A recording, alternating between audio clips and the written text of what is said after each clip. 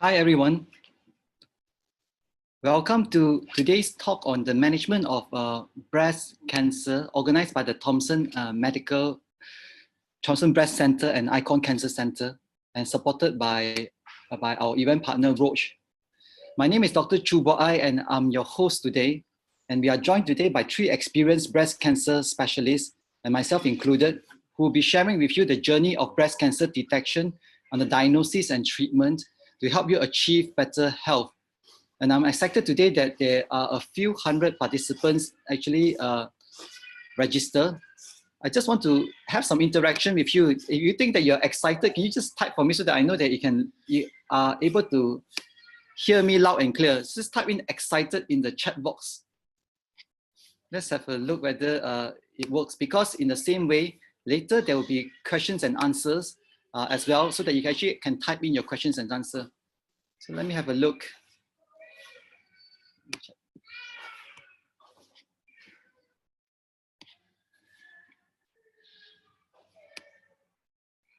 Okay. Now, I want to say that today's focus is on providing education only, and you should always see your doctor if you need personalized cancer care. So without much ado, I'll just introduce you the first speaker of the day. And we have with us Dr. Tanya Swan, which is also a breast surgeon and clinical director of Thomson Breast Center. And also my friend, Dr. Shang Yip, a medical oncologist at Icon Cancer Center. And myself, Dr. Chu Bo Ai. I work as a radiation oncologist at Icon Cancer Center, Singapore. We'll be addressing some of the concerns that you may have and covering the topics of management of early breast cancer. So the topic today are on, I found a breast lump and what should I do next? And that's addressed to Dr. Tanya Swan. And later, Dr. Shang Yip will talk about the latest treatment advancement in early breast cancer using systemic treatment from chemotherapy, hormonal, and targeted agent. And I'm going to talk about maximizing survival and minimizing the side effects in early breast cancer using advanced radiation. So we have worked together, 3 of us as a team for the past few years. And initially all 3 of us are at Tan Tock Seng Hospital before we come out in private practice.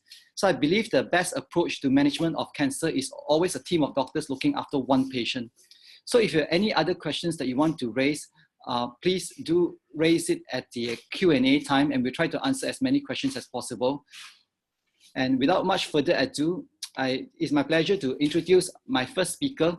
And she's an accredited general surgeon with a special interest in breast surgery and more than 15 years of experience caring for patients, Dr. Tanya Swan. Prior to joining private practice, Dr. Tan has looked after patients in Singapore General Hospital, National University Hospital, and Tan Tock Seng Hospital during her training years. Dr. Tan is dedicated to providing prompt and accurate diagnosis for her patients in a warm and supportive environment, and has developed a strong network in multidisciplinary care to deliver the best model of breast care. So Dr. Tan is also the first female president of the SMA Council, which is the Singapore Medical Association, and she has been in the council since 2008. I shall now hand my time to Dr. Tan, who will be speaking on us on early detection and diagnosis of breast cancer. Dr. Tan, please.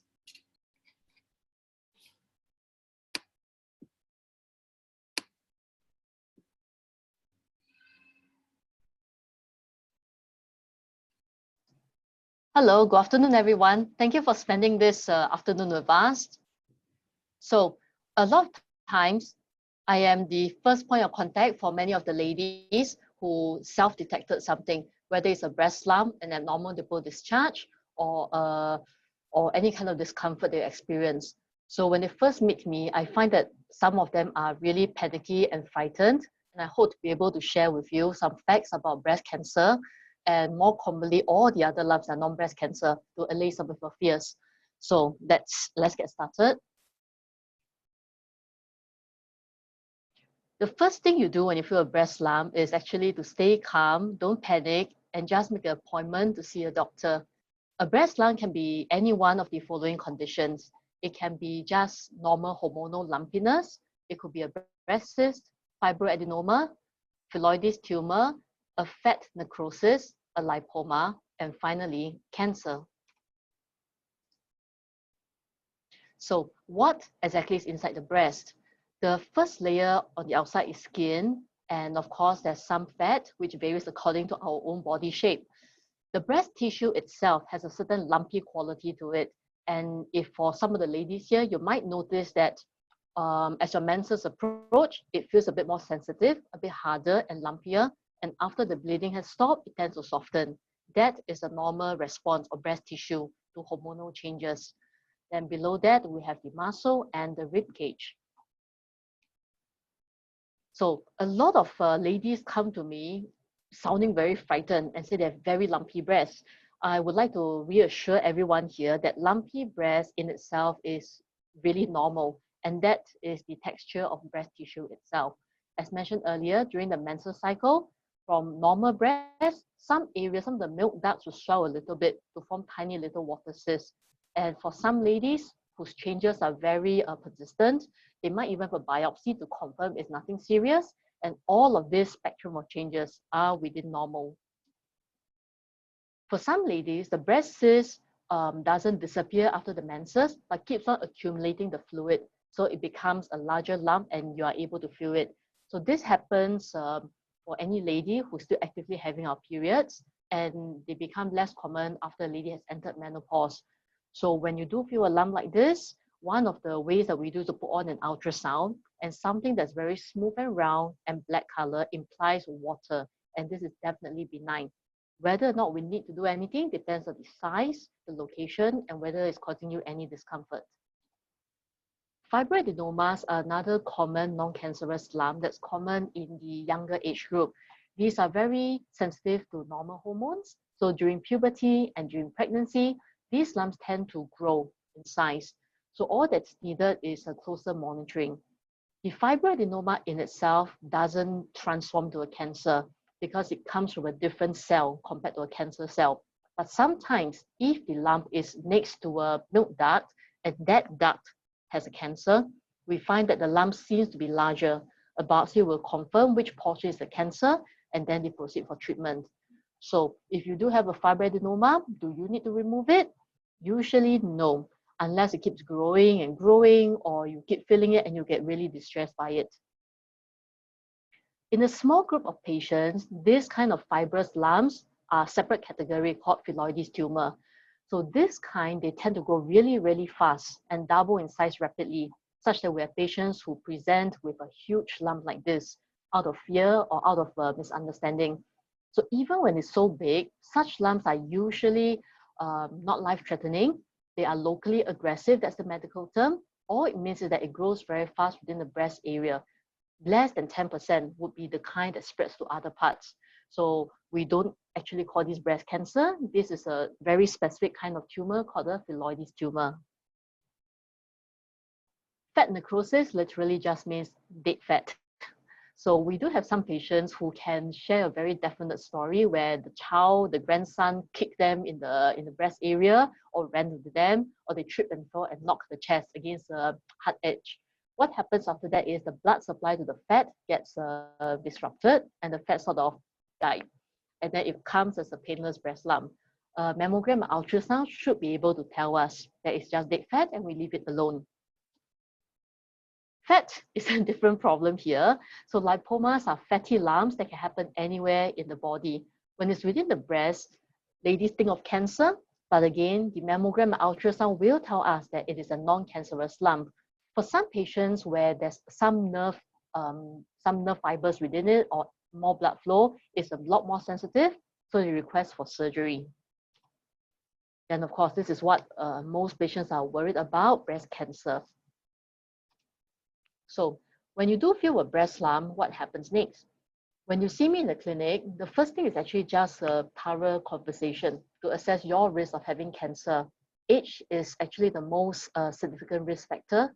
The older we are, the higher the chance of cancer anywhere in the body, not just for the breast. Other factors that affect our risk of having breast cancer are hormone related. When do you first have your menses? How many children do you have, if any? How long do you breastfeed for? Do you take any extra hormones such as contraceptive pills? All these help us to make up a risk profile that's individualized for yourself. Next, there'll be an examination for me to check on the lump, to confirm the site, the location, the size, how soft or how hard it is. At the same time, I'll examine to look for any other symptoms such as a nipple discharge or any lumps in the armpit area. Based on your age and what I find, I would recommend the necessary scans, usually a mammogram if you're age 40 and above, with an ultrasound as well. Then finally, at the next review, we look at all these things and we proceed for biopsy only if necessary. So a mammogram is an X-ray of the breast. Here I'm showing two pictures. On the left side is a lady, usually older age group. The breast tissue has shrank, and that makes the remnant, that makes the body fat more apparent. This is good because small cancer is more easily detected. In the majority of ladies here though, we find that maybe our body fat content isn't as much and the breast tissue is still very thick. So what that means is that some of the small cancers get overlapped with normal breast tissue and it's harder to see. Even then, the mammogram is of definite use in screening for other kinds of changes.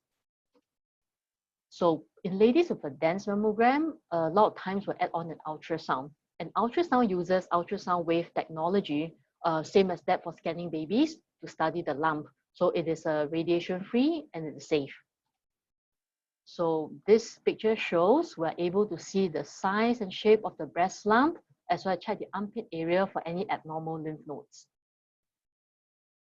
Then for ladies who need a biopsy, this is what happens.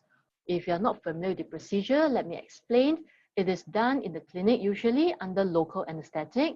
We give injection to numb the skin, followed by a really tiny cut. No stitches are required, just a plaster to close the wound. I use the ultrasound to find the lump and then insert the needle to locate it. What is actually extracted are small little pieces like these, and then these go to the lab for the lab specialist to do their additional tests to confirm what the lump is.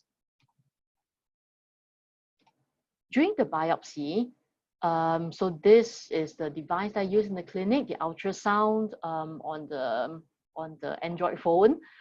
This is a gun. This is a biopsy gun with a special spring device to push the needle out really fast. Then over here, I am able to see the needle positioned at the lump and the needle passing through the lump to be sure that we have sampled the lump accurately. Now, if a cancer has been diagnosed, what happens next?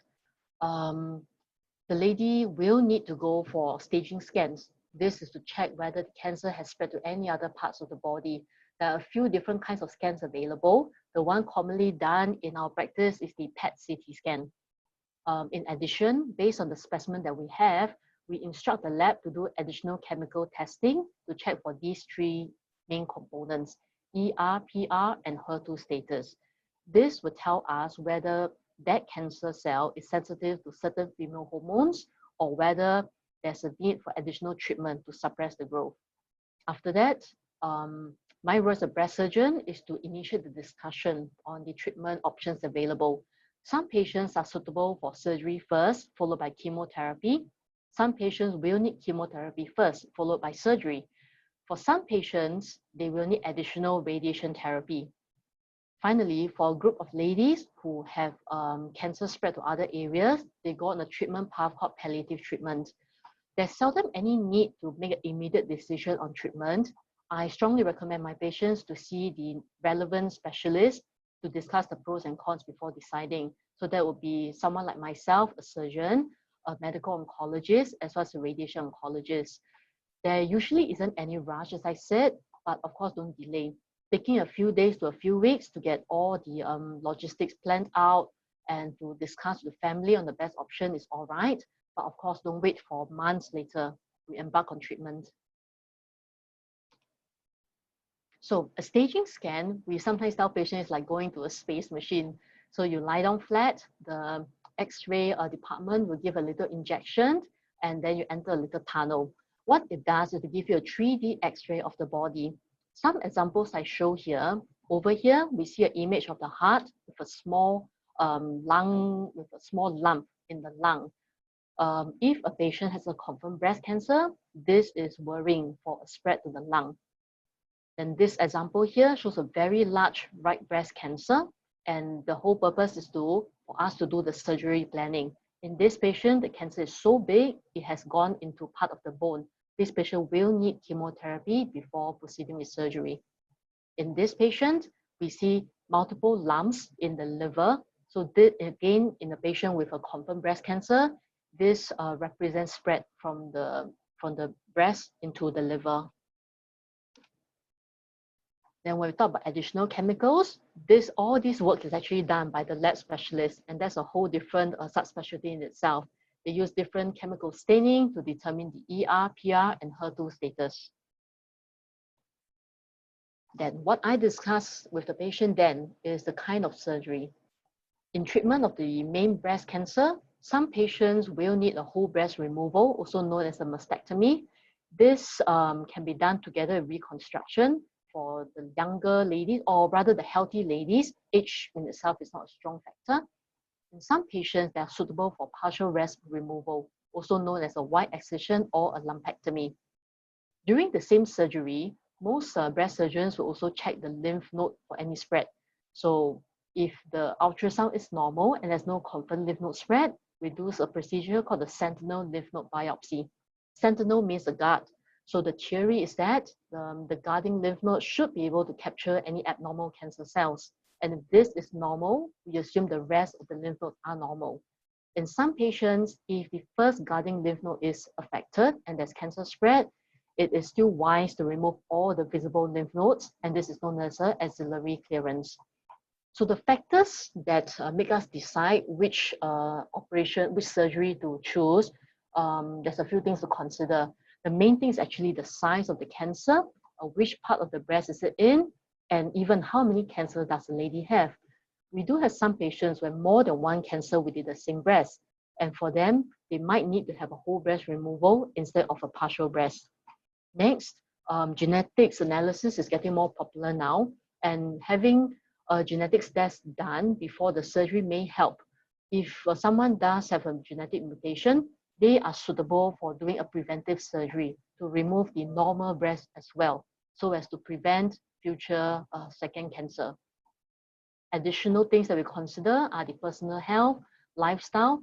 For example, ladies who are smokers, who are diabetic, or who have other serious medical conditions might need to do a shorter and simpler surgery.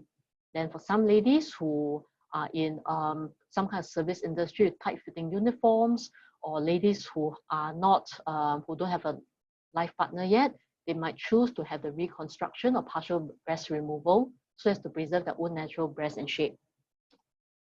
So this picture shows some examples of the surgery. Top left shows a mastectomy, where we just have skin and some fat over the chest wall, and it leaves a long line.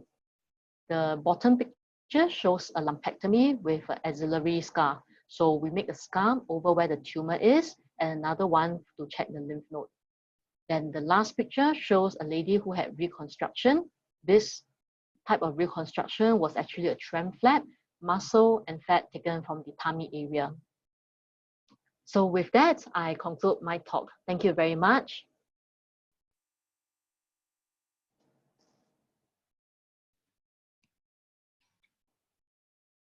Thank you, Dr. Tan, for the valuable sharing.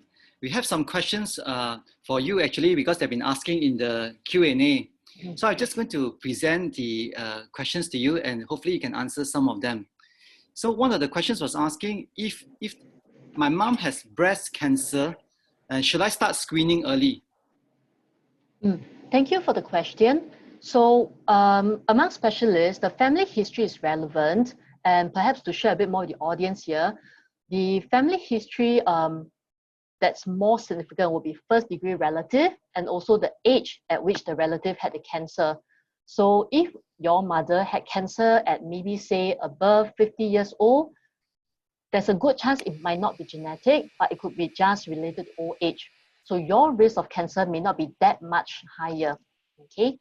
Another common rule of thumb that most specialists use is we take the age of the first patient in the family of cancer and we minus 10 to recommend the screening age. So if your mother had cancer at age 50, we minus 10, you should start screening at 40, which is the standard recommended age for screening. However, if a patient tells me that her mother had cancer and passed away in her 30s, when the patient now is just an infant, that is suspicious for genetic basis. And for this patient, even though she might be in her 20s or 30s now, I would recommend screening. But in such special conditions, the screening will not be a mammogram or ultrasound. It will be something else, for example, MRI.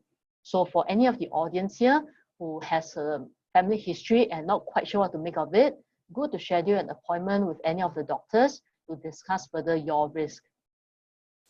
Okay, thank you. There are two questions related to actually breastfeeding, because we know that cancer sometimes can be seen in younger women. So what's your experience of breast cancer happening in actually patients is actually still breastfeeding? And will you recommend mammogram or ultrasound when one is still breastfeeding? Wow. Okay, breastfeeding, of course, at Thomson, being a maternity hospital, we see a lot of ladies with breastfeeding issues. Majority will be all right, but we have picked up a few with cancers. So in general, during breastfeeding, we expect more lumpiness in the breast, and these may fluctuate. Doing an ultrasound is of some use to look for suspicious solid lumps. A mammogram is not advised because number one, the age of these mothers tend to be younger, so a mammogram is too dense to be of use. Number two, a mammogram has a small amount of radiation, and we just don't know how much stays in the body, so it's not safe for the baby. Warning signs of cancer is always a persistently hard area that doesn't go away. Number two, traces of blood in the milk. If it disappears after 1 or 2 feeds, that is normal. But if you find that it's always there for a few days, do speak to a doctor and get a more thorough check. Okay, thank you. Now, sometimes the report of ultrasound or MRI, the mammogram has come back. Let's say, for example, one of the participants is asking, the ultrasound report showed that there are 2 small hypoechoic nodules, which are benign features. So what do you do with ultrasound that most likely benign? How often do you actually follow up on them? And do you really need to biopsy everyone, or what should be your follow-up appointments? Yeah, very good question. So to put things into context, let's think back to why you had the ultrasound. For some people, it's part of a health screening by insurance. And if these are found by chance and the report is benign, you could just have an ultrasound follow-up in about a year or even 2 years to make sure they stay stable. If you had the scan done because you felt a lump, then we need to check, is this truly the lump that you felt? So the simple answer is no, not all lumps need to be biopsied. Second take-home message is, if you do have a lump on ultrasound, it's good to have another follow-up in 6 months to a year, depending on the rate of growth. If there's no growth, then it's great, leave it alone. If there's an increase in the growth, let your doctor speak with you whether or not you need to do something about it. Okay, that's good. Thank you very much. Just one other question. There are a lot of questions that we cannot probably answer everything, but I just want to ask it, how about nipple discharge? In your opinion, will nipple discharge a common presentation of breast cancer? Actually, yes. Nipple discharge is a subtle sign and not commonly talked about by a lot of awareness groups. So the pathology, the cancer grows within milk ducts, right? And depending on which part of the breast it grows from. If it's growing from somewhere very far behind, deep inside the breast, it might not come out through the nipple, all right? And it will take time and grow into a lump that you can feel. But if the cancerous change is happening nearer to the nipple, and just by chance it appears as fluid or blood on the bra, on the clothing, or let's say when you touch and you see it, do come in for a check.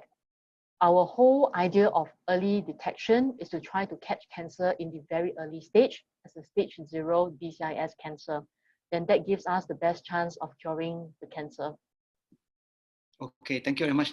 So Yuson, there are a lot more questions actually in the Q&A. Maybe you can answer it offline and type in the chat I will. group. I will. No And worries. we'll welcome the next speaker for that so they can continue with the talk. So next up, we have Dr. Shang Yip.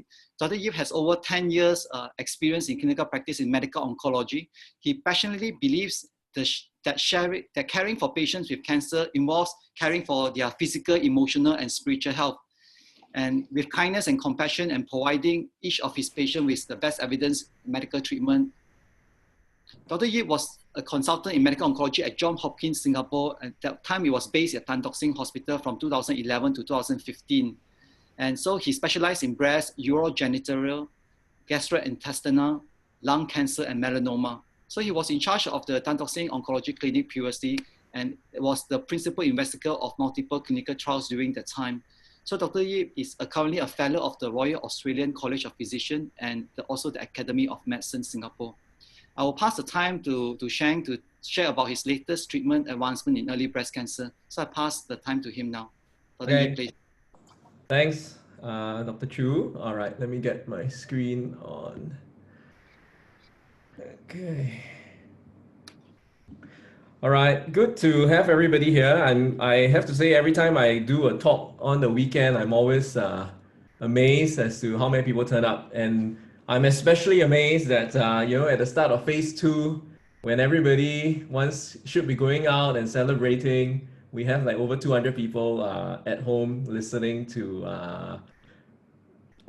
happy to give up their time to listen to us talk. So I'll try to make this useful. Obviously, I noticed on the last session, there's a lot of questions. So intentionally, I think all of us have kept our topics really short so that there's lots of time for questions. However, I think even in the few questions I noticed earlier, you'll find some of the answers in the slides that I'll be sharing. So I'll only take about 15 minutes to share, and then we'll leave plenty of time to answer your questions. So I'll be talking about the latest treatments for early breast cancer. Okay. Okay, the most important thing to know about early breast cancer is that it is curable, right? We know that breast cancer incidents, they're getting more and more breast cancers around Singapore and the whole world. And every person, you will know a friend, you'll have a family member who has had cancer, and breast cancer will often be something that is very common because it's the most common female cancer. But as much as breast cancer is increasing in its incidence, the survival rates for breast cancer have also improved.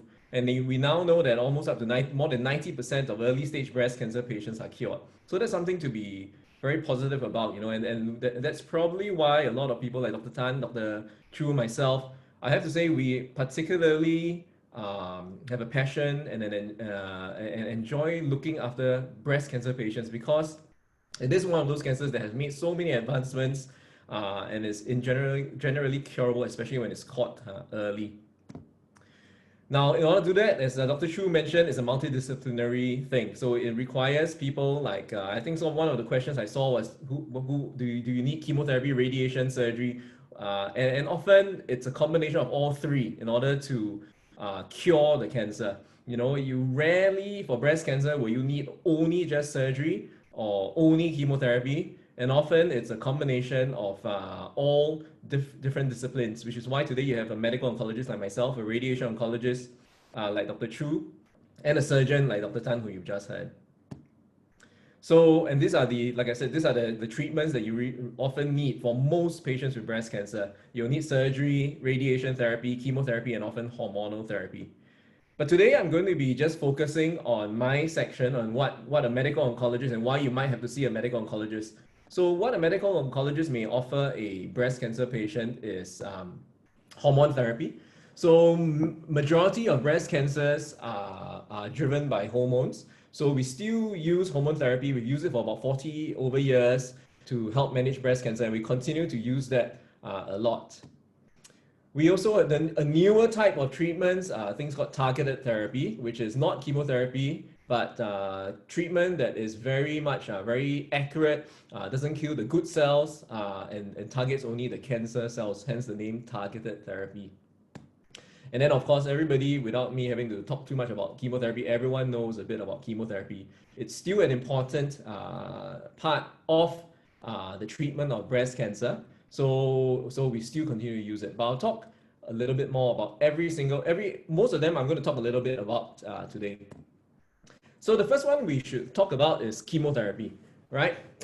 Look, chemotherapy, everybody knows a lot about it. Like I said, you probably have a friend, a family member, or yourself having gone through chemotherapy before.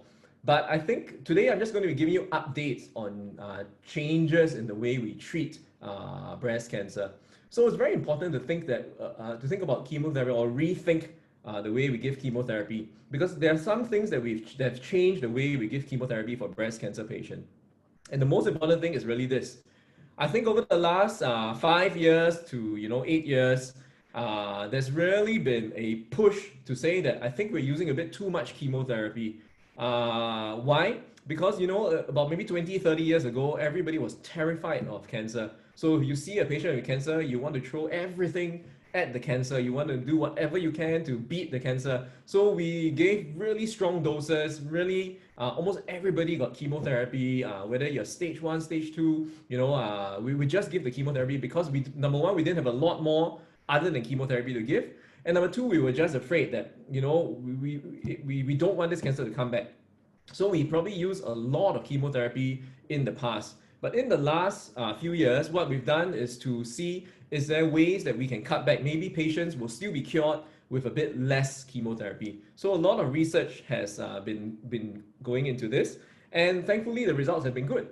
And really the thing that has allowed us to use a lot less chemotherapy is this particular genetic test that we do for a lot of breast cancer patients now called Oncotype. And I think there was somebody who asked a question about this earlier. So with the Oncotype, and Oncotype is just a genetic profile test. What do you mean by a genetic profile test? We all know that all breast cancers are different. So when somebody has, even if you have the same breast cancer, you may have a stage 1 breast cancer like your friend and your colleague, and you'll find that all three of you will have completely different types of treatments. And that's because genetically every cancer is a little bit different. And now we have the ability to find a specific genetic profile of your breast cancer if you have one. And how we do that is through the Oncotype gene assay. So this measures about 21 common genes in the breast cancer. And once we do that, the outcome of this is we basically have an understanding of how aggressive your cancer is. So if it's a not aggressive cancer, what we call a low risk cancer, often these patients will not need to do chemotherapy. But if you come back, the genetic mutation suggests that it's a high risk cancer, then most of these patients will need chemotherapy. So probably the largest breakthrough in the last 2 years is that we found out that even patients with a moderate risk or intermediate risk patients, even those patients nowadays can do without chemotherapy. So that's one way in which we've cut back the use of chemotherapy for many patients now. So traditionally, a lot of patients, like maybe 10 years ago without Oncotype, a lot more patients would have gotten chemotherapy, and now we have a lot less of them who need it. Likewise, for other types of breast cancer, we have these, some of you may have heard about a certain type of breast cancer called the HER2 positive breast cancer. Now, HER2 positive breast cancers are a very aggressive type of breast cancers. So, like when we first knew how aggressive it is, it was one of those cancers that we used to give a lot of chemotherapy. Almost all patients got like 6 whole months of chemotherapy, whether it was stage 1 or stage 2, we gave them a lot of chemotherapy. But thankfully, once again, with new trials coming out, we found that stage 1 HER2 positive breast cancers, previously they may need 5 to 6 months of chemotherapy, but now we found that just by giving them 3 months of fairly gentle chemotherapy, most of them, more than 90% of them, will be cured of it. Okay, so that's really a big update, a big change in the way we think about chemotherapy. We're using it less and less for early stage breast cancers. However, I must say that it is still a very important component, and a large majority of patients with breast cancer still will require chemotherapy. Next, we talk about some updates in targeted therapy. Now, for targeted therapy is, like I mentioned, the HER2 positive breast cancers are a special type of breast cancer that makes up about 20% of all breast cancers. We now have new kind of drugs for HER2 positive breast cancer. Many people will have, if you've had breast cancer or had relatives with breast cancer, you would have heard of this drug called Herceptin. That's been around for almost 20 years already. But now we have even better drugs, for early stage breast cancer. So Kadcyla, it's like a special drug that incorporates a little bit of chemotherapy within the Herceptin drug. So we now know that Kadcyla, for certain breast cancer patients with HER2 positive disease, do even better than Herceptin. So we got new drugs, as always, with oncology, as always, advances. We also have other types of drugs, called another drug also for HER2 positive breast cancers called neratinib. And some patients, we find that even after all the chemotherapy, after 1 year of their Herceptin, still have a fairly high risk of relapsing. And obviously, with early stage breast cancer, our goal is to cure the cancer, to make sure it never comes back. So now we know that some patients may need some extra treatment, some tablets, neratinib tablets, and now we have these tablets that we can give to patients after they finish their 1 year of Herceptin. And all this helps in curing the cancer. Okay, so like I said, I'm going to keep it short, but there is one important part of breast cancer treatment or cancer treatment that we must talk about, because most people will have already heard about it. And that is the immunotherapy. Now, immunotherapy is the newest way in which we treat cancers. And what it is that it's only come around only for about last 7 years or so.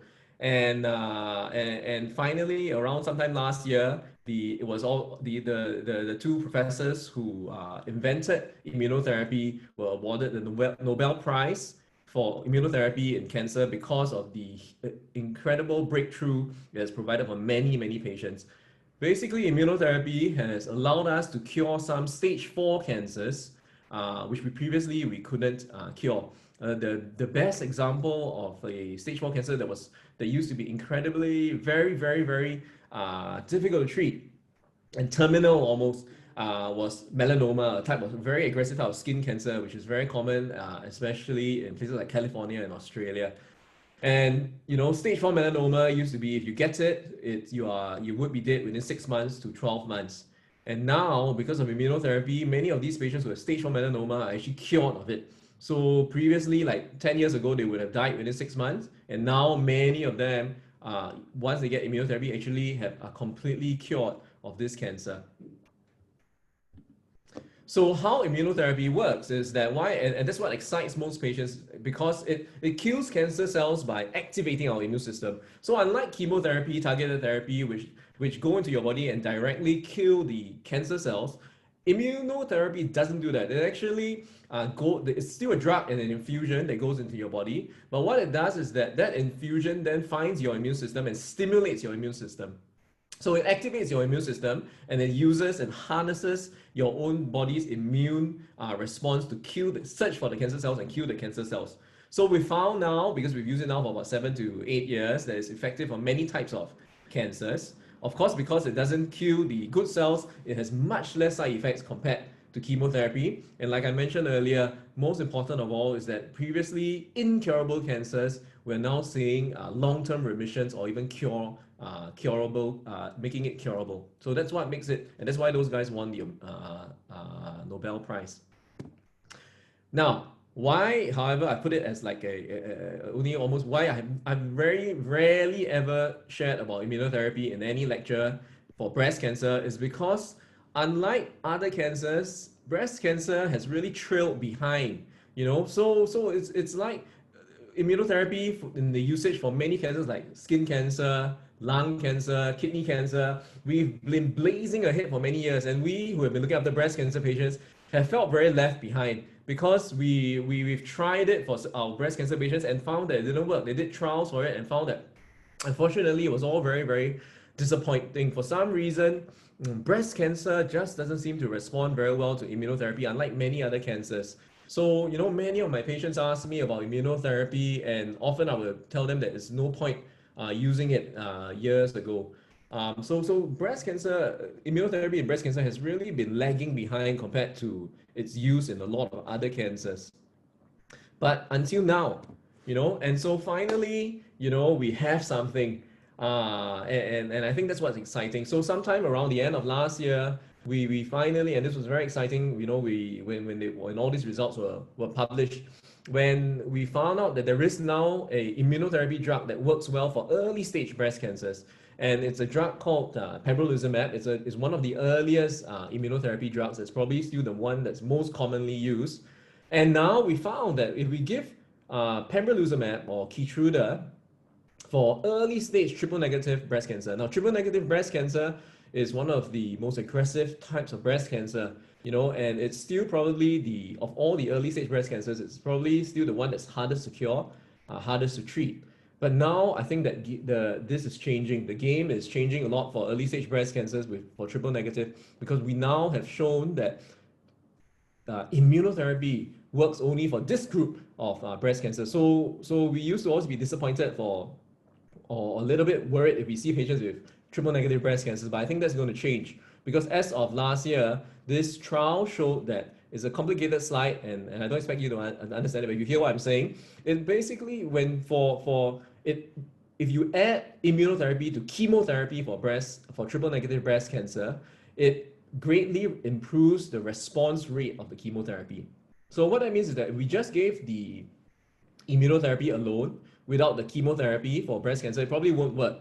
And that's why we were always disappointed when we did immunotherapy for breast cancer, because it doesn't seem to work very well on its own. But when we found that if you combine immunotherapy with chemotherapy for this particular group of breast cancer patients, the response rate greatly increases. So we're going to probably be using a lot more immunotherapy for early stage breast cancers, not for all breast cancers, only a small group of breast cancers called the triple negative breast cancers. Now, having said small, because there's so much breast cancer, triple negative breast cancers make up about 15% to 20% of all breast cancer. So there'll be a lot of patients who will benefit from this.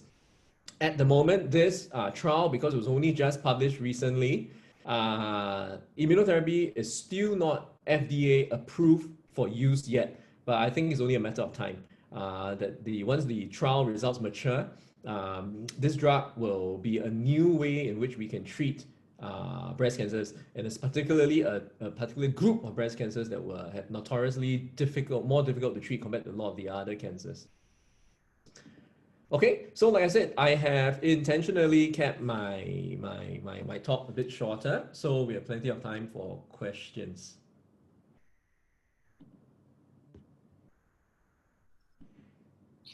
Thanks very much, Sheng, for your very adequate talks. Quite difficult to do the whole systemic treatment in one short talk, you know, because there's so many things that can you know, have to be considered. So I just looking through the questions, I just want to bring with you some of the attention that actually a lot of people are asking about hormonal treatment with tamoxifen. So for example, what are the really, in your opinion, when you always see patients, what are the most common side effects of hormonal treatment, and how long do you need to take it? And do you see people actually stop the hormonal treatment earlier because of side effects? Yep. So yeah, it's good that there's a lot of questions about hormonal therapy. I didn't talk much about it, mainly because there's not many new updates in the use of hormonal therapy for breast cancer. Now, hormonal therapy for breast cancer, like I said, it's been around for like 40 years, 30 to 40 years. Tamoxifen has been around for 40 years, which is amazing. It is still a very good drug. You know, we haven't found, for its class of drugs, we haven't found anything better than tamoxifen for young premenopausal women. Now, it's because it's been around for so long. If you Google stuff about tamoxifen, you will see a lot of bad stuff, because people tend to, you know, on Google talk about a lot of the bad stuff. But it's still a very important drug. It still reduces the risk of relapse of breast cancer by about 50%. You know, so, but there are of course side effects, and the side effects, as I always tell my patients, are that it's like having menopause early. So now tamoxifen is usually only reserved now for use in younger patients, so patients who are yet to hit menopause. But the side effects you might get will be menopausal type of side effects. So hot flushes, mood changes, cognitive changes, meaning that you might feel that you're not thinking as fast.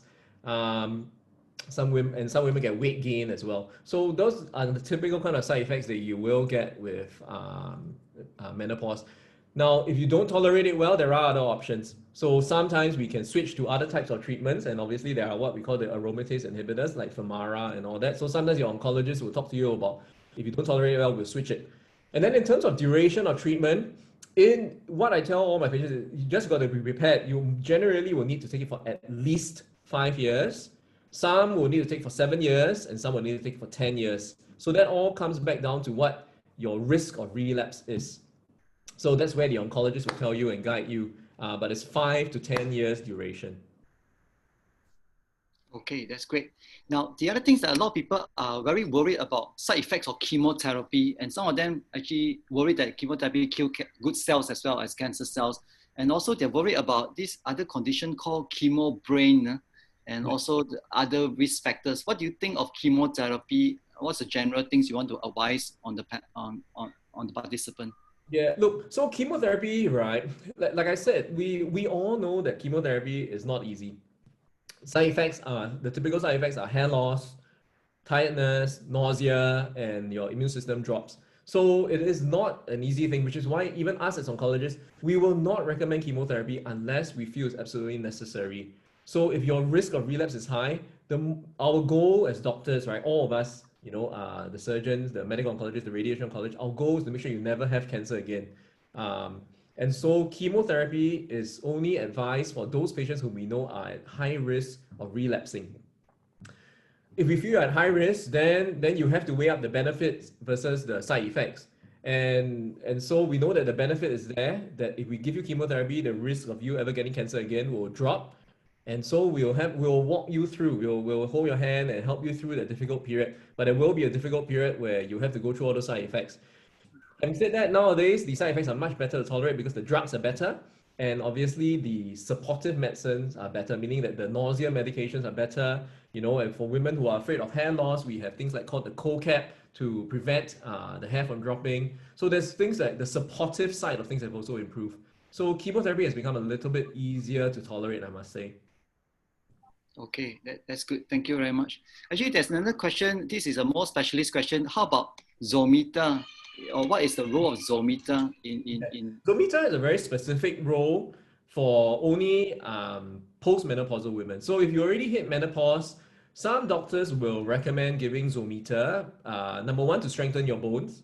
And it has been shown that when you strengthen the bones, perhaps the risk of the cancer spreading to the bones will be less. And also there is a slight benefit in a slight anti-cancer effect as well for Zometa. Now, it is definitely a treatment option that needs to be discussed with your doctor. Not every patient will need it. And I have to say, not every doctor will recommend it as well. There are some, the benefit is not huge, but if once again, your doctor feels that, you have a fairly high risk of getting the cancer again, you should do whatever you can to reduce that risk, then they might recommend Zometa. Okay, so last questions I just want to ask, what do you think of the role of, some patient want to try on high antioxidants and multivitamins and role of alternative medicine in breast cancer? What do you think of that? Okay, look, I think with all these vitamins and alternative treatment, we will all honestly tell you, and we've all, all of us here in this webinar have looked at this, well, easily, and if you combine our experience, we look at thousands of breast cancer patients. And most of us, I think all of us will tell you that these things, if you give it to a cancer patient just as treatment alone, it doesn't work, it just, there's no benefit of all these things in treating the cancer. Now, if you want to take it for other reasons, not to treat the cancer, but some people take Chinese medicine to say they believe it makes them feel stronger and all that. Our reservation will generally be, we just don't want the alternative medicine to interfere with what is known to work, which is the which is the treatments that we are offering. So we know that, for example, some chemotherapy will interact with certain Chinese medicines and can give liver failure. So we are very careful about the combination of doing it together. Now, when you finish all your treatment and you want to do all of that, the vitamins and all that, we are all quite I think most doctors are very comfortable. We just don't want you to deny yourself the best chance of beating the cancer by doing something in combination that reduces the effectiveness of your treatment. So generally, we can't say any of us we can't recommend it. We are comfortable with you doing it if it doesn't interfere with your treatment. But none of it has ever been shown to actually cure or get rid of cancer. Okay, thank you very much. Now, Jen, can you just answer the questions that some are still posted online and maybe personally answer to the chat function, the Q&A, okay, while I give the last talk of the day. And so my name is Dr. Chu Bo Ai. I'm a radiation oncologist, and that means I use radiotherapy to treat cancer. So I work in this field for 18 years already, and my expertise includes using advanced radiotherapy technology in treating breast, gynae, head and neck, skin, and sarcoma cancers. So in 2010, I actually set up a cancer support group, which is a nose cancer support group, and started a befrienders program, which is a peer-to-peer supportive service, because I think that it's very difficult to walk the cancer journey alone. So if there's somebody who actually have gone through the process itself and able to help you go through it, it'd be much more better, because I don't have cancer, you know, and I don't know how difficult it is to go through it. So I think if you have other people who go through the journey, it would be better. So that group actually been quite successful. So in 2016, I founded another group, which is the Singapore Sarcoma Support Group as well. In 2017, I founded the Dream Maker, which is actually an initiative to grant wishes to patients who's terminally ill. I'll share about that later in my talk. And I'm currently the chapter chairman of the Radiation Oncology in the Academy of Medicine of Singapore. So actually that brings me to my talk. And I just want to tell you that the talk itself, some of you may not need to know as much as the radiotherapy as per se, but I'm just going to go through you some of the things I think is important to know. And hopefully you won't be too scared of radiation after I finish my talk. So we know that breast cancer is the #1 cancer in Singapore and actually around the region as well. So 29% of all female cancer in Singapore are breast cancers. And this is actually double the number of colon cancer, which is the second most common. Now, what happens in the last 30 years that the breast cancer is actually increasing in incidence. So you can see in these slides, right, that the purple line, you know, is breast cancer in here. And you can see that the breast cancer rates have actually gone up 3 times. Yeah. Now, but the good thing is that the cancer survival has actually increased because there's more treatment, you know, from better surgery, from better radiation, and from better, you know, just the chemotherapy and the targeted agents is so much better that the survival has gone up in 1973, and that's the year when I was born, from 25% to 30% only in 1973, and 40 over years later, it has gone up to almost 60%. So there is a 3 times increase in the survival rate because of better technology and treatment. Now, the brief history of radiation actually gone down to more than 100 years when radioactivity was first detected by Marie Curie, and she got a Nobel Prize because of that. So this is how the radiation machine looks like. You know, it's a linear accelerator. It comes from the head of a machine, and this delivers ionizing radiation, giving to kill cancer cells. And you can see in this patient, the left breast is exposed, and we're giving radiotherapy to the left side of the breast. Now, this radiation causes the cancer cell to die, but also the normal cells within the surrounding area as well. But the normal cells, there are plenty, and they usually regenerate and they go back to normal as they can repair themselves. Now, for the radiation, it eliminates cancer cells that may be residual in breast after surgery. So when Dr. Tan talked about breast conservation, that means that the cancer is removed as a lump. So only the lump has been removed, but we do know that if the cancer can develop either in the same area or in other parts of the breast in time to come, a few years later. So by giving radiation, it actually allows the patients to only have a lumpectomy and also reduces the cancer recurrence similar to a mastectomy. So a woman now do not need to undergo complete removal of the breast and can save the breast. And with lumpectomy and radiotherapy, the outcome is the same as a mastectomy. That is for early breast cancer. And we also know that the local recurrence actually drops from 26 to 7% because of that. Now, after mastectomy, people will ask, do I need to undergo radiotherapy as well? The answer is sometimes for large tumor, more than 5 centimeters, that's considered stage 3. And for patients who have positive lymph nodes, axillary lymph nodes, because the lymph nodes has actually been involved, so radiation actually reduces the risk of it spreading further. And again, it reduces local recurrence from 30% to under 10%. So in these two indications, radiotherapy is most commonly used. Now, if you look at the clinical data over the last 1991 until 2004, and the reason why I choose such an old studies is because these are long-term survival patients, which is actually 15 to 20 years follow-up.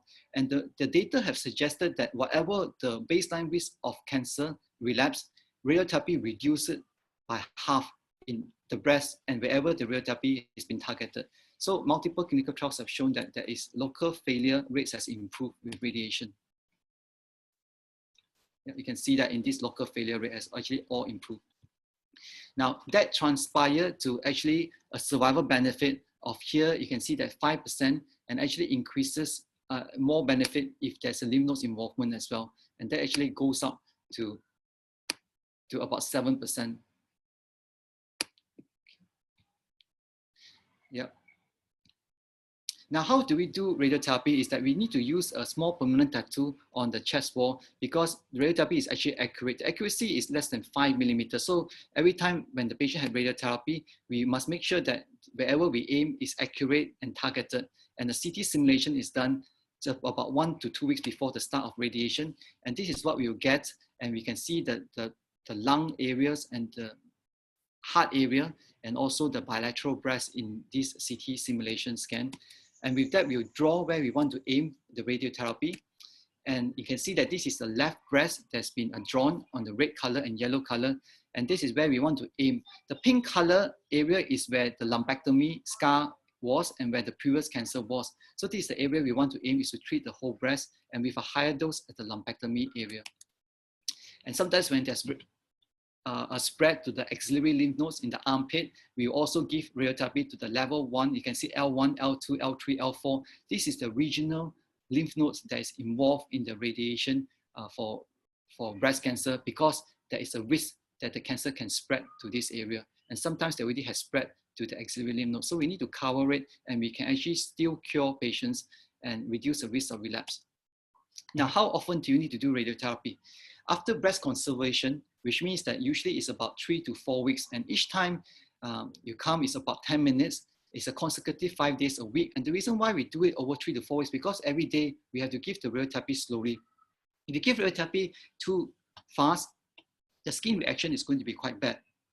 So we need to stop treatment on Saturday and Sunday to let the cells recover.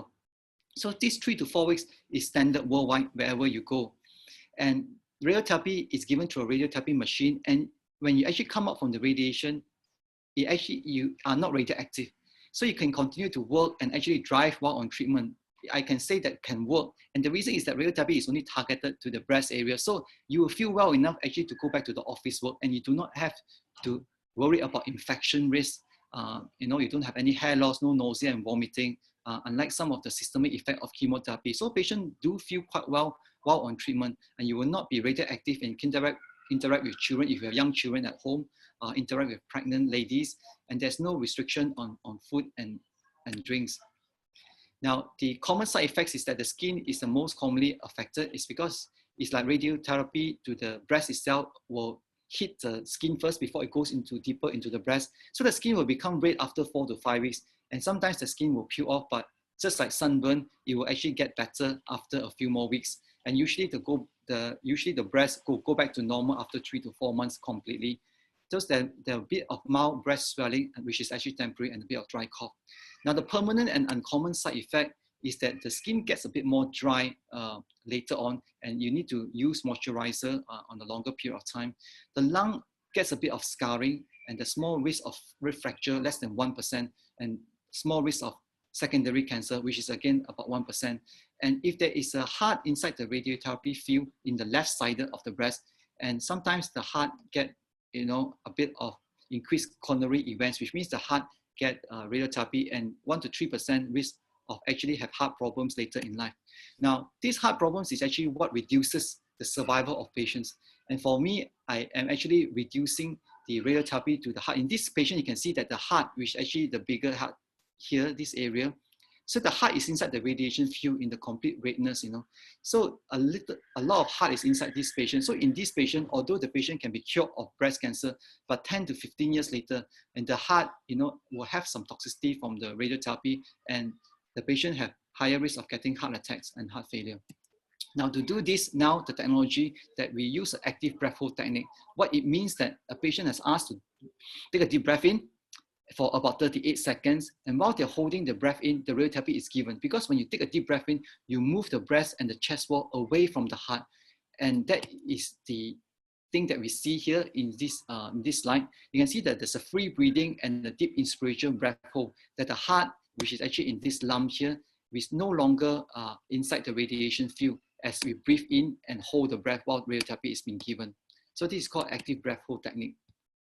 Now you can see that in this an X-ray that we do, that the darker area is actually the heart, and we're radiating the left breast, but we take a deep breath in, and the heart volume actually get less irradiated, and just a little bit of heart volume left, we actually can shield it on the radiation machine, and we can actually totally shield the heart commonly now in all my patients that I treat now. And sometimes we can also use a device to use this active breath hold. That means that you use a computer software planning to actually do that, as we can mirror and image the chest wall rising up and down. Now, when a patient has bilateral breast, and sometimes it does happen, about 7 to 8% of patients do have bilateral breast cancer, and we actually can treat both breasts at the same time if the breast cancer is detected at the same time. And you can see here in this patient, we're treating the left and right side together. And in this picture as well. So the radiotherapy technique now, we can actually treat quite a lot of areas at the same time, and actually improve the outcome faster because no longer you have to do 3 plus 4 weeks, and then after that another 3, 4, 5 weeks. So you actually can minimize the time of treatment by doing it concurrently. And we also have a very high-end robotic couch now, which means the machine can actually position itself and in a few dimension degree of freedom, so that whatever there's rotation and up and down, we can actually correct this while the patient is on treatment. I won't touch on this treatment for this because we're only talking about early breast cancer. I'll talk next time, if there's opportunity, we talk about advanced breast cancer. When the breast cancer already spread for stage 4, let's say in going to the lung, go to the brain and the liver, and how we use this technology actually to target this area when they are spread somewhere else. Now that is the talk on my breast cancer. I just want to talk about a bit of survivorship, because early breast cancer have a high chance of being cured. And because of that, a lot of people will beat this cancer. So this is my nose cancer support group. And this is when in 2018, we sang for the president during the Healthcare Humanity Awards. And, and sometimes we get newspaper cutting and all that presentation, because I just talked about, Guo Rai Ren. Guo Rai Ren is those who survive their cancer are the best one who actually will come back to help each other survive the cancer. The newly diagnosed patients survive the cancer.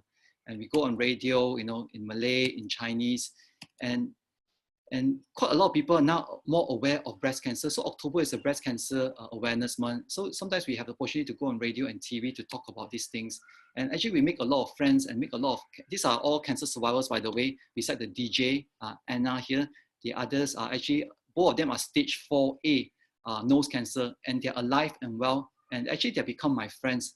We used to sing karaoke together. And sometimes we actually go for cooking shows as well to talk about life after cancer. And then there's talk about fulfilling a dying wish of a terminally ill patient. Sometimes when cancer cannot be cured, we also need to make sure that, life goes on, and we continue to actually appreciate life, and we still able to enjoy life. So don't be so, depressed, be a bit more positive, because whatever it is, listen to your doctors and your other people who support you, your family members and other cancer survivors and patients who actually can walk the same journey with you. And this is what happens that when I took the patient to Japan in Hokkaido, that's what we did, because he wanted to go for white water rafting. He's only 27 years old and he got stage 4 brain tumor. So we went and did something that none of us had done before. And this is really awesome. If you type awesome in the chat group, awesome, because sometimes when you realize that you have cancer or you saw your family or your friends have cancer, then you always think to myself, do I really need to work so hard? Do I really need to, do a lot of things that I wanted to do, but put it up until the end, So actually in this area, you just have to think about yourself. Whatever you have pleasure, whatever you like to do, whatever you can spend time with your family, create memories that will last for a lifetime. Because I still remember this journey with my patients when we went to Hokkaido, because we ate a lot of things, Wagyu beef, we do a lot of things that I've never done before. And this is with my patients. So it's really quite meaningful. So there is two things that I'm working on the project. It's not available yet, but sometimes, sometimes the books actually can help doing that, have a guide in cancer. And this is my my email. If you want to think about a cancer bootcamp and books later, when it's available, you do drop me a line at the bokichu@icon.team. I'll take some questions later, but if you type bootcamp, just know that you're interested and you say that you will want to know more. I say, just type in, I want to know more. And then we can actually contact you if there are any other further seminar available. So thank you for that thing. Now I just have to cue myself because now I have to answer some of the questions if that's available. Some of the questions are mainly, are still directed to Dr. Yip and Dr. Tan. Just some of I'll just look specifically at the radiotherapy question now. Why does radiotherapy cause fatigue and tiredness? And the answer is that when radiotherapy is aimed at one particular area, let's say the breast. Now, when there's dead tissues caused by the dead cancer cells, and also some of the normal cells actually do die. So what happens is that the body tries to get rid of some dead cells, and because of that, it went into a higher metabolic drive, and that's why the patients get tired. So even when you're sleeping, the body is trying to work to try to address that the getting rid of dead tissues, and that's why you get a bit of tiredness, and because of that. Now, there's another question that will I be able to function normally as I go to work? The answer is yes. You can go to work during the radiotherapy session. There's no problem at all. Yeah. Now, so some of the questions, they may not available yet. I'm just going to answer. After that, I'm going to open to the whole panel to answer. So this is a question on diet restriction of food to avoid for breast cancer. So I answered that for radiotherapy, there's really none. For diet restriction, sometimes some of the chemotherapy, some of the fruit like grapefruits can affect the metabolism of breast cancer. So I just asking the panels now to turn their mic on, and I will probably answer some of the questions together as a panelist together. Okay, Shang, are you on? Do you want to answer any diet restriction to avoid during chemotherapy for breast cancer? Wow, okay. Okay, during chemotherapy, actually, amazingly, there's only really one particular thing that we definitely tell all patients you definitely cannot have, and most Singaporeans don't have it. And that's this particular fruit called grapefruit. Grapefruit, it specifically interacts with a lot of chemotherapy drugs. And so you can't have it during chemotherapy. Thankfully, very few Singaporeans eat grapefruit. And also the whole class of fruits, all the other fruits that look like grapefruit, but it's not grapefruit, you can have it. So like, grapes, pomelo, oranges are fine. But grapefruit in particular, we tell them not to have it. So that's number one. Number two, we try to advise most patients also to eat cooked food. So try to avoid raw food during chemotherapy. So no sashimi during your chemotherapy, and try to make sure everything is well cooked. We just want to lower the risk of patients getting infections or food poisoning when their immune system is already low. And then other things are not so important, but little guides, but we usually advise a higher protein diet because that seems to help with their recovery during chemotherapy. And we say, the usual normal healthy diet that we would normally advise for everybody: lots of fruits, lots of vegetables, less fatty, less sugar, less oil. These are all basic principles that you can do during chemotherapy and after chemotherapy. Okay. How about Dr. Tan? Any food that how about surgery? What do you advise of those who had surgery before? is the food that will improve their recovery, if there's any? Yeah, I think in our Asian culture, a lot of patients be worried about the scarring. So all the old wives tell about don't eat dark soya sauce and all that. I want to state here as a fact that there's no proof of that. Okay, food restriction. I think again, our culture, a lot of us may take supplements, traditional herbal supplements and stuff. For things that are ginseng, ginkgo based for memory and all that, it's good to stop all that for at least 1 week before surgery. The reason is some of these medicines may interact with the medications for anesthetic or for antibiotics, and that can, or they can cause increased bleeding. So that actually complicates the surgery. Otherwise, for the surgery itself, no real food restrictions. Okay, thank you. So some people were asking still of why cancer relapse. So there's a question, yeah, there's a patient who is the stage 2 cancer on one side, which is HER2 positive. Then 2 years later, it came back again. So why do cancer relapse? We ask Shank. Okay. Yeah, it's a difficult question to have to answer. Not because we don't know the answer, but I guess if it's a personal question, I'm sorry that happened. The why do some cancers relapse is that we know that most cancers are curable, but obviously that means there is still a small group of patients that will still relapse despite having all the best treatments. So your doctor may have recommended all the correct treatments, and there will still be some cancers that don't behave the way that we expect them to behave. And that's just how cancer is. There are certain mutations that we probably don't know about. There are certain cancers that look as if like they should be behaving a certain way, and they don't. And that's just how complicated cancer is.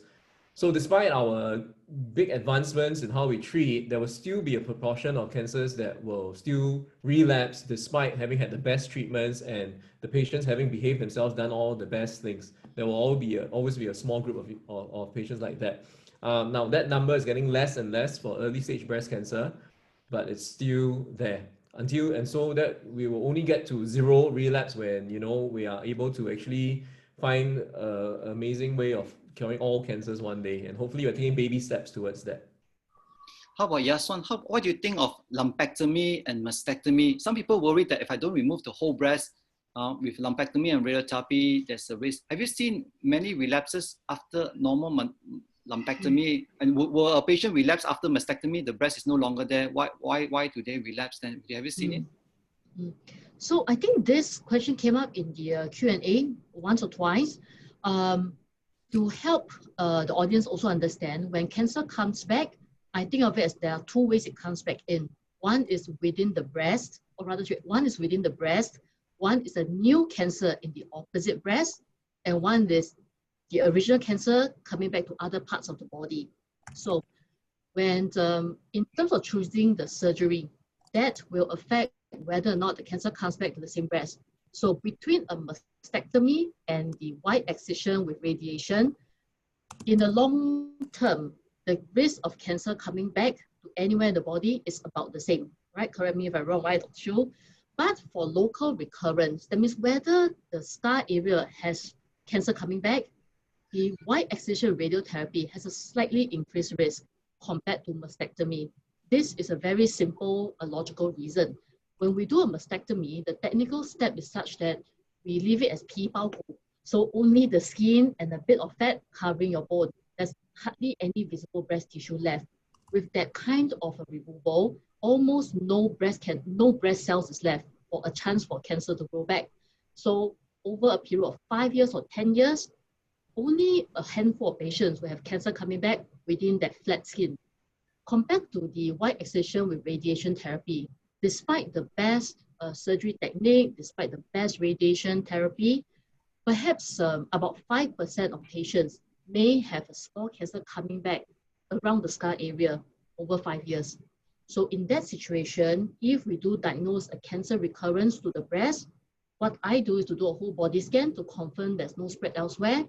Then in a way, it's just a matter of removing the cancer now and converting the lumpectomy to a mastectomy, and the patient still gets to have a cancer-free survival in the following years. Okay, that's good. Thank you.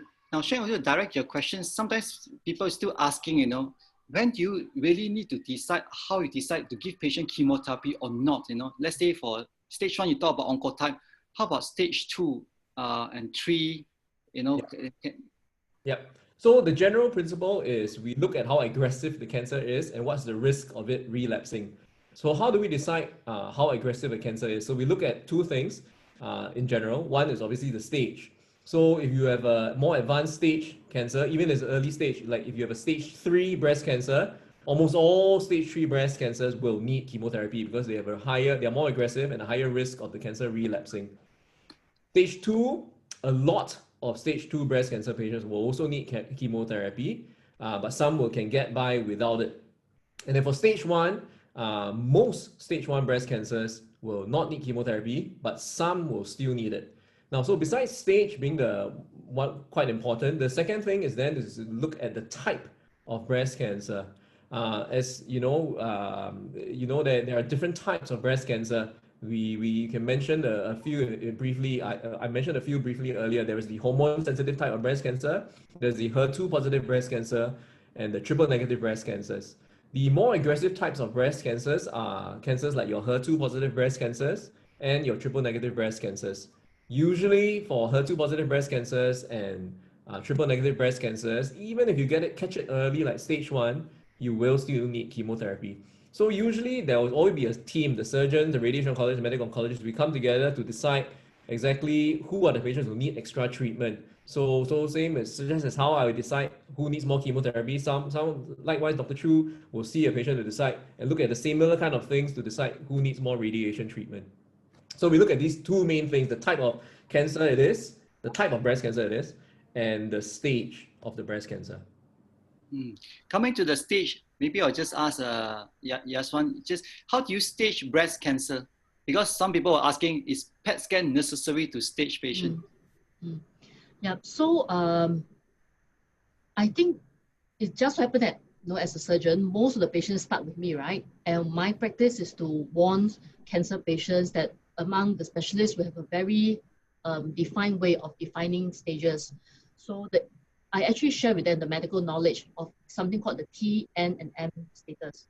So T refers to the tumor size, N refers to lymph node, and M is metastasis, spread to anywhere. So spread is either yes or no, okay? So N is complicated. There's 0, 1, 2, and 3, depending on number of lymph nodes. And T is the size of the tumor, again, depending on centimeter. And the challenge here is when I see a patient with a certain size tumor on the ultrasound, I do warn them that the final surgery specimen, the tumor might be just slightly larger or just slightly smaller than the ultrasound size. So most times it'll be the surgery to conclude the T and the N staging. The M staging, I will define through a PET scan or CT scan with bone scan before I hand them on to my two colleagues here to specify the subsequent treatment. So for the patients for the viewers who actually asked about staging scans, I did answer and ask them to clarify with their doctors. Are their cancers in fact invasive cancer, or could they be having DCIS? Because DCIS cancer is very early stage cancer, and the theory of it is that it does not spread at all. So that could be one very logical reason why your doctor did not send you for a PET scan or any kind of scan. Another answer I reply is that depending on the doctor's training and experience, some doctors may choose to recommend other types of scans to check for spread elsewhere. So do clarify with your doctors, not that they did anything wrong or that there's only PET scan available. Yeah. Okay, thank you. Sheng, there's a question about CoCap. Where is it available, and is it widely available? And any risk of getting using CoCap? Okay, it's available. I would think most private settings, certainly in Icon, all our clinics have CoCaps. In the restructured, it's not available in Tan Tock Seng. I'm not sure whether it's available in SGH or NUH. It is a supportive thing, So I don't know whether restructured hospitals will offer it, but you certainly in the private setting, I think most private oncologists will have the CoCaps available. Okay, thank you. There's another question, Sheng, about numbness on the fingertips. Some of the chemotherapy actually can cause numbness of the fingertips. Yeah. And how long does it last, and will it get better, and what do you do about it? Yeah, also, that was my next question. Okay, I'll answer it live then. As an oncologist, I hate the numbness from chemotherapy. We've taken such good care of and helped to reduce the side effects of chemotherapy for so many types of side effects, but we haven't really we haven't made much improvement in looking after the numbness from chemotherapy. So the numbness comes from a particular chemotherapy drug that we use for a lot of breast cancer patients called Taxol or Abraxane. Up to almost 70% of patients will get numbness if they need this drug. And it's still a very important drug. So most patients, we won't simply recommend it unless you really need it. But if you get it, there's a high chance that you will get a numbness. At this moment in time, there isn't really a great way to prevent the numbness except to pray and hope for the best. We've tried many different medications over the years and nothing seems to work. The only thing that may work a little bit in preventing it is what making the fingers or the feet really cold during the treatment. So some clinics, like my clinic, we offer like cold gloves. They put patients in cold gloves during chemotherapy for the Taxol, and that seems to reduce the numbness. However, a lot of patients still get the numbness even despite all the cold gloves. And once you get it, it's very different for every single patient. Some patients may get it for a few months and then it goes away. And some people will get it for 1 year, some can get it for 2 years, some people can get it forever. In general, if you get it, it will get better for most patients, but it can last for a long time.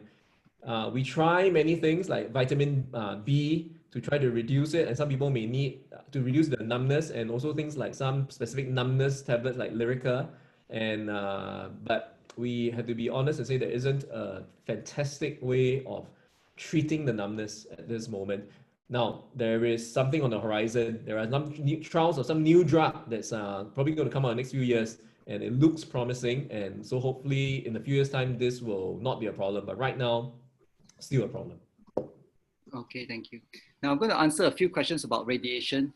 Some people are asking whether the skin will chow down or not on the chest or the breast area after radiation. The answer depends what you mean by chow down. It won't chow down, it will be suntan. So it'll be a bit chocolate because of the radiation effect.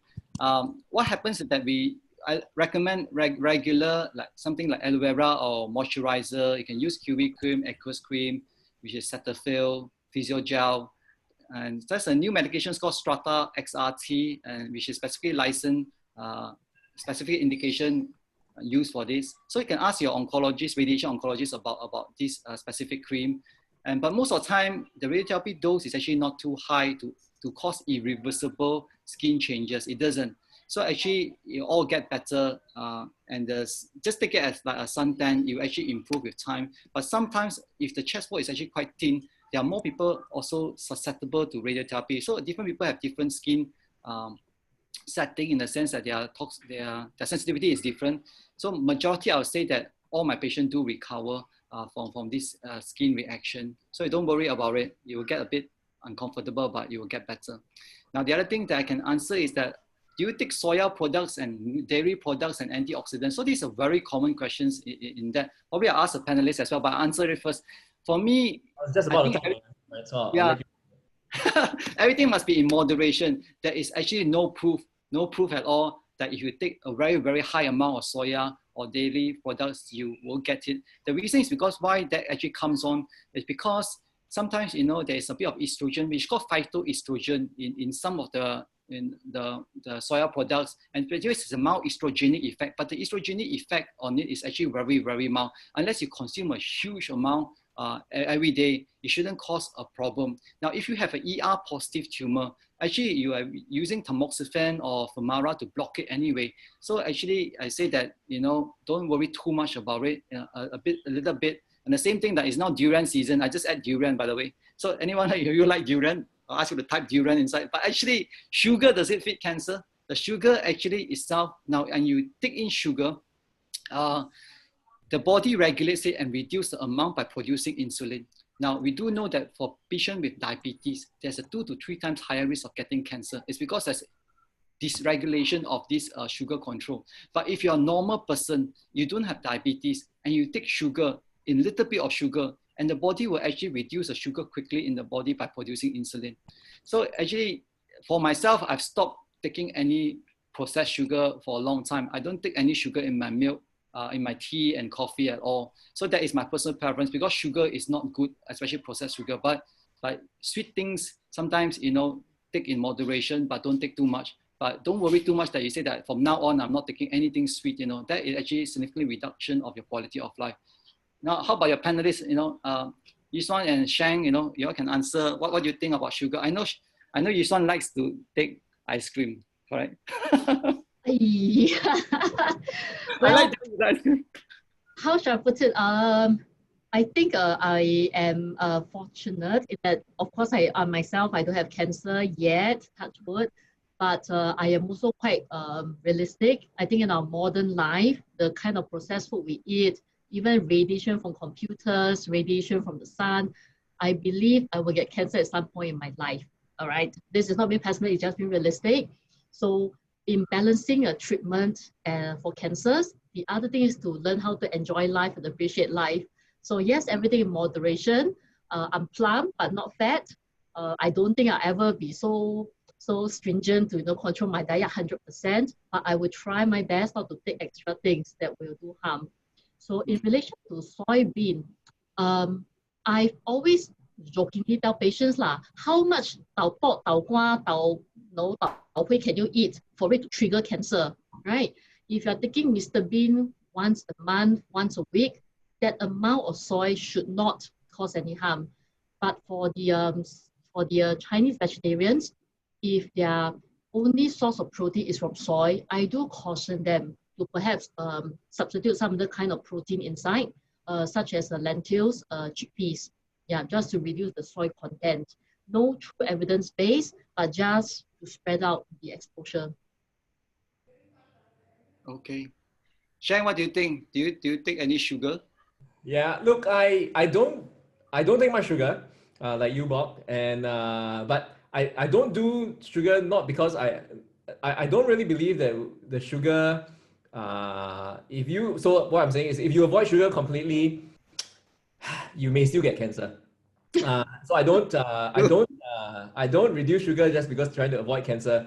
I think I reduce sugar because I'm vain. No, I reduce sugar because I'm fat. And and I don't want my kids to keep, when I do get fat sometimes, like during the circuit breaker, my kids are very, very quick to point out how I'm getting fatter. So I think there are other reasons why I don't take too much sugar. And like same with like fatty and unhealthy food, and obviously health, but I do think about as a holistic thing. If you reduce your sugar, your fatty, and you eat well, obviously there are heart problems that you will help to reduce, diabetes, and I think about all those sort of things. I have to say I do it more for those things rather than the anti-cancer benefit. Okay, thank you. I think I've got a cue from the host that we only have a few minutes left. So some of the questions we cannot answer everything. That's why I thought that maybe next time we have opportunity, we can talk about some of this issue. That's not really directly talking about early management of treatment, but actually a lot of these questions are actually quite important because we got asked a lot of times by our patients about diet, about exercises. And that's why I thought a cancer boot camp will be a real time, we can spend a few hours talking on real issues of things that concern to you. Now, if you wish to contact Dr. Tan, Dr. Yip, and myself for discussion, you can refer to our contact details or drop us an email. If you like, well, I would like to ask you a simple poll actually to gather your feedback about today's program. So if you can answer, if you can just kindly, it just take you like 10-20 seconds to fill it out, quite easy, yes and no. Maybe it will help us to how to conduct the program again, in a similar platform, or we can actually take it offline and go to a more detailed platform for that purpose.